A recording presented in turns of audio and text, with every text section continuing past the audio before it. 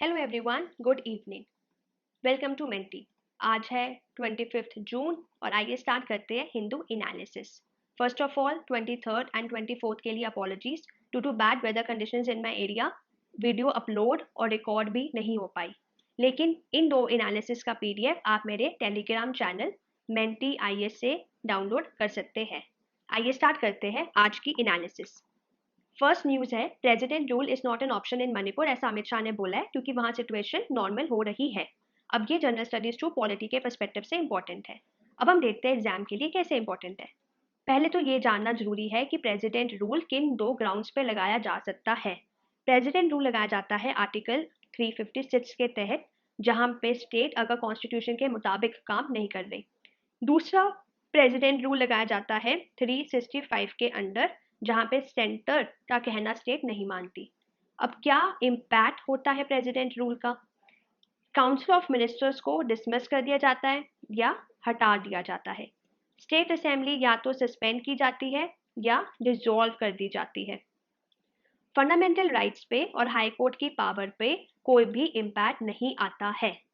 इसी पे यूपीएससी ने 2017 में एक क्वेश्चन पूछा था, आइए देखते हैं। Which of the following are not necessarily the consequences of proclamation of president rule in a state.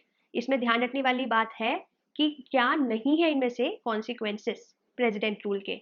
Dissolution of state legislative assembly, removal of council of ministers in the state, dissolution of local body. जैसे कि मैंने आपको impact में बताया कि council of ministers को remove कर दिया जाता है, हटा दिया जाता है, तो इसको आप एलिमिनेट करें तो इसका आपका आंसर आता है 1 एंड 3 ओनली।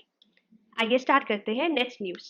अब नेक्स्ट न्यूज है जनरल स्टडीज 1 हिस्ट्री के पर्सपेक्टिव से कि Tamil Nadu idol wing step up efforts to retrieve 16 idol from the US. अब जो आइडियल विंग है CID of the Tamil Nadu police US authority की असिस्टेंस के साथ एक स्टेप लेके जा रही है to retrieve 16 high value antique idol that was stolen और went missing from Chola era temple. और कौन सा टेम्पल से मिस हुआ? Nareshwar temple at Veeracholapuram in Kallakurichi district. And police के मुताबिक जो 6 exquisite Chola era bronze statue है, शिव पार्वती नटराज सुंदरर और दक्षिणामूर्ति, ये आपके मिस हो गए थे। अब हम एग्जाम के लिए देखते हैं हमारा इंपॉर्टेंट पहला चीज। ये बहुत ही स्टैटिक क्वेश्चन, इस पे आप एक्सपेक्ट कर सकते हो अपने मेंस में। और मेंस का भी आंसर कैसे लिखना है इसी टॉपिक पे मैं आपको बताऊंगी। पहले तो हम करेंगे चोला एम्पायर का इंट्रोडक्शन कि चोला एम्पायर की टाइमलाइन क्या थी।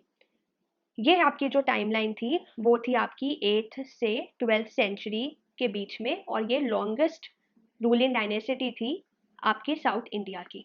नेक्स्ट कम्स आपका यहाँ पर प्रोमिनेंट किंग्स कौन से थे। तो प्रोमिनेंट किंग्स में सबसे पहले तो फाउंडर कौन थे? विजय लेया। और इनको सक्सीड किसने करा? आदित्य वन ने। और फिर आते हैं आपके राजेंद्र चोला, जिन्होंने सक्सीड किया था राजा राजा चोला को। अब हम देखते हैं यहाँ पे सेकंड स्टेप, ये आपका पहला था। अब दूसरा, एडमिनिस्ट्रेशन कैसी थी यहाँ पे? एडमिनिस्ट्रेशन यहाँ पर ऐसी थी कि इंटायर जो सदर्न रीजन था वो आपका सिंगल गवर्निंग फोर्स के अंडर आ गया था। और उसके बाद जो मैसिव किंगडम था उनको प्रोविंसेस में ब्रेक डाउन कर दिया गया था, जिनको हम बोलते थे मंडलम्स। और हर मंडलम को सेपरेट गवर्नर गवर्न करते थे। तो ये आपकी एडमिनिस्ट्रेशन थी। अब तीसरा आता है आर्ट एंड आर्किटेक्चर, जो कि ये सबसे ज़्यादा जहाँ पे टेम्पल हमारे फ्लरिश होना स्टार्ट हुआ। इवन हमारा टेम्पल आर्किटेक्चर चोलास के बाद भी बहुत फ्लरिश हुआ है।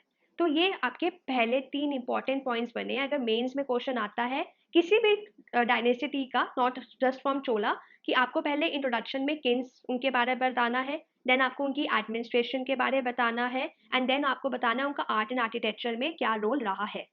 इस तरह से आप अपना आंसर कंप्लीट करेंगे। आइए देखते हैं नेक्स्ट न्यूज़। नेक्स्ट है general studies 3 science and tech के पर्सपेक्टिव से इंपॉर्टेंट कि new ART regulation push up cost of treatment limit conception opportunity. तो अभी हेल्थ मिनिस्ट्री ने नोटिफाई करा है असिस्टेड रिप्रोडक्टिव टेक्नोलॉजी रेगुलेशन, जिसका एम क्या है कि हम डोनर और पेशेंट को बेटर मेडिकल केयर और सिक्योरिटी के साथ प्रोवाइड करवाए। अब पहले तो व्हाट इज एआरटी? तो ART is assisted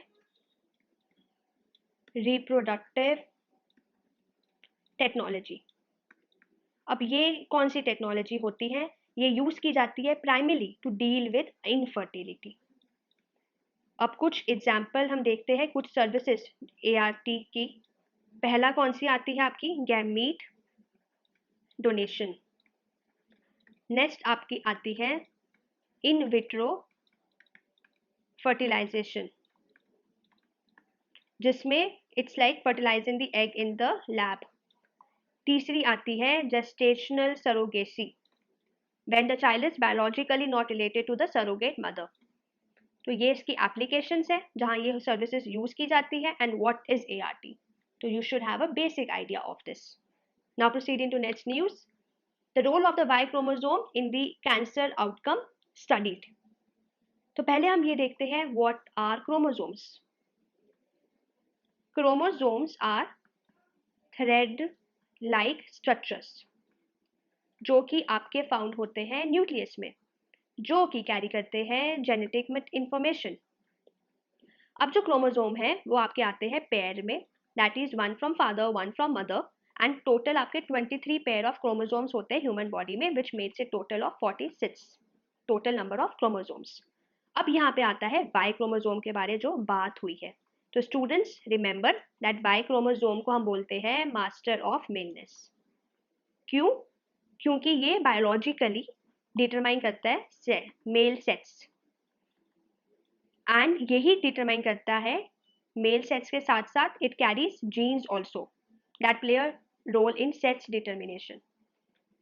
this is the importance of Y chromosome. अब ये न्यूज आर्टिकल किस पे था कि 2 स्टडीज है जिन्होंने रोल ऑफ वाई क्रोमोसोम का कैंसर आउटकम्स में, जहाँ पे मेल ज्यादा इफेक्ट होते हैं रेदर देन फीमेल, उस पे 2 स्टडीज आई है। तो यहाँ पे कौन सा कैंसर की बात हो रही है, कोलेक्ट्रल कैंसर की बात हो रही है, जो सेकंड मोस्ट कॉमन कॉज है कैंसर रिलेटेड डेथ का, which is more aggressive and metastatic in male. और यहाँ पे जो डिजीज कौन सी है, ड्रिवन बाय नोन ऑन्कोजोन, जिसको हम बोलते हैं KRAS, जो रिसर्च ऑब्जर्व ये भी करा है कि हायर फ्रिक्वेंसी ऑफ मेटास्टेसिस और वर्स सर्वाइवल मेल माइट्स में है, and even major minor outcomes हमें ह्यूमंस में भी देखने को मिले हैं। और ये जो जीन है ये आपका एक्सप्रेस किस पे हो रहा है, वाई क्रोमोसोम में, इसलिए ये इंपॉर्टेंट है। This is a very basic science, जो कि आपको ये बेसिक स्टैटिक साइंस के बारे में तो आइडिया होना चाहिए कि व्हाट आर क्रोमोसोम्स। आगे चलते हैं, नेक्स्ट न्यूज है जनरल स्टडीज 3 इन्वायरमेंट के पर्सपेक्टिव से। इन्वायरमेंट के पर्सपेक्टिव से ये है कि tundra diversity decline seen with the sea ice disappearance. सबसे पहला तो कि टुंड्रा के क्या कैरेक्टरिस्टिक्स है, बेसिक कैरेक्टरिस्टिक्स जो आपको पता होनी चाहिए। Extremely cold climate, low biotic diversity, and next is large population oscillations. अब इससे आपको क्या करना है, ये न्यूज एज इट इज नहीं है, ये न्यूज के लिए आपको जाना है शंकर आईएएस में, and you have to study biodiversity, you have to study biomes का chart, you have to see what characteristics, what example and what species comes in the tundra. अब यहाँ पे I have got request from many students that I should create a video on which how to study and which books are important for UPSC and state civil services.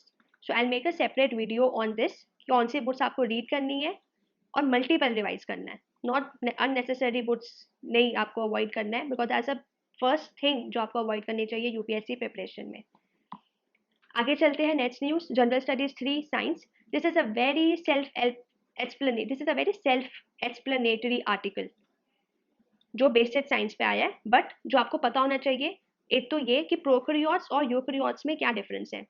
तो prokaryotes organisms को 2 sales में divide किया जाता है on the earth, that is prokaryote and eukaryote. तो जो former मतलब that is prokaryotes वो यूनिसेलुलर होते हैं, नो ऑर्गेनल्स, जैसे कि mitochondria DNA is not package into nucleus, and जो यूकैरियोट्स है they have mitochondria, their DNA is packaged into a nucleus and most of them are complex. This is a very repeated kind of question and can be asked. कैसे? If you remember in UPSC already a question has been asked, a very basic difference between animal cell and plant cell, और इसमें भी students confuse हो गए कि किस में cell wall होती है किस में नहीं होती। तो इसलिए students be very careful in statements को लेकर, ये बहुत क्वेश्चन आसान होते हैं, don't lose marks on these kind of question जो कि ईजी होते हैं और आप रिकॉल ना कर पाओ अपने एग्जाम में। तो मेक श्योर कि आपको एक बेसिक डिफरेंस पता होना चाहिए। अब हम आते हैं नेक्स्ट न्यूज पे, that bye US India fighter jet deal is important. First of all, एक तो ये जो भी डील साइन हुई है, जो कि आपका एमओयू साइन हुआ है general electric and Hindustan aeronautics limited for the manufacture of GE F414 jet engine के लिए इंडिया में। अब यहाँ पे उन्होंने बोला कि 80% ट्रांसफर हो चुका है, बाकी आगे भी जो ट्रांसफर होगा सम क्रिटिकल टेक्नोलॉजीज का वो ट्रांसफर कर दिया जाएगा इंडिया को। पहले तो हम ये देखते हैं कि ये जो GE414 इंजन है इसके बारे। ये जो इंजन है ये यूएस नेवी ने यूज किया था फॉर 30 इयर्स। पहला आपको पता होना चाहिए। सेकंड, इसकी क्या कैरेक्टरिस्टिक्स है। एक तो इसमें फुल्ली अथॉरिटी, मतलब फुल अथॉरिटी इंजन जो है वो डिजिटली इंजन कंट्रोल है।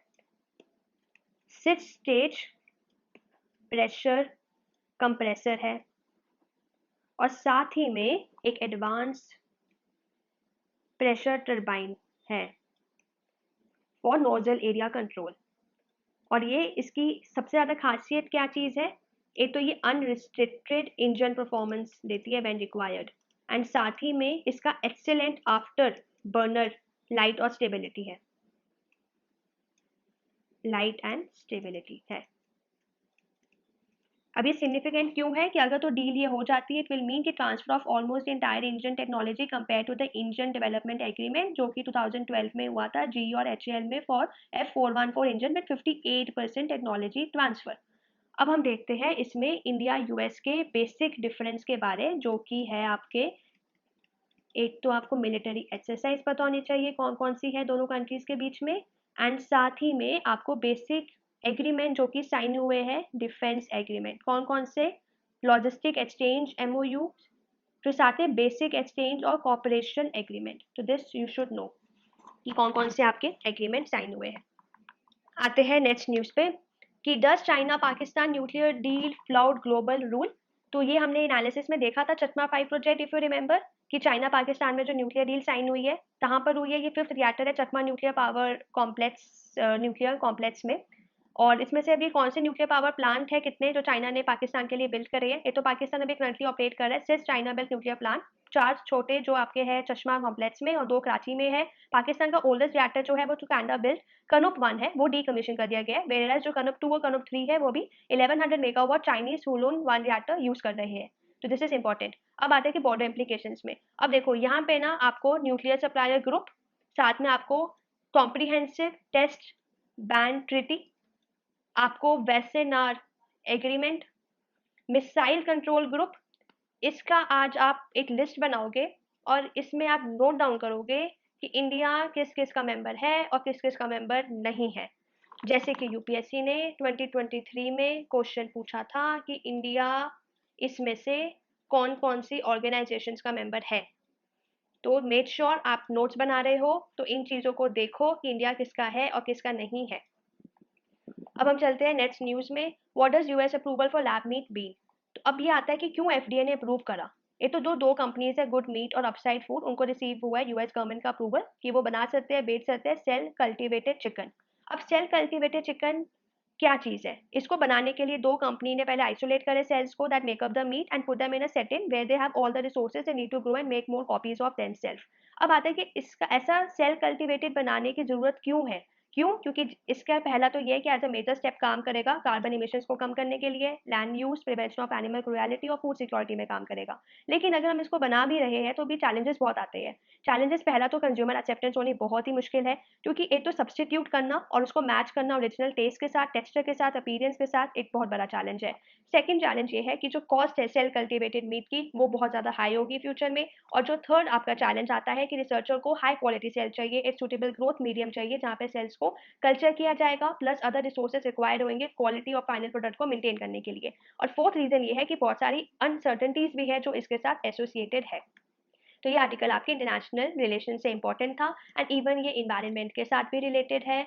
आप इसको जनरल स्टडीज 3 में, ठीक है, जनरल स्टडीज 3 में इन्वायरमेंट के साथ भी दिस इज रिलेटेड।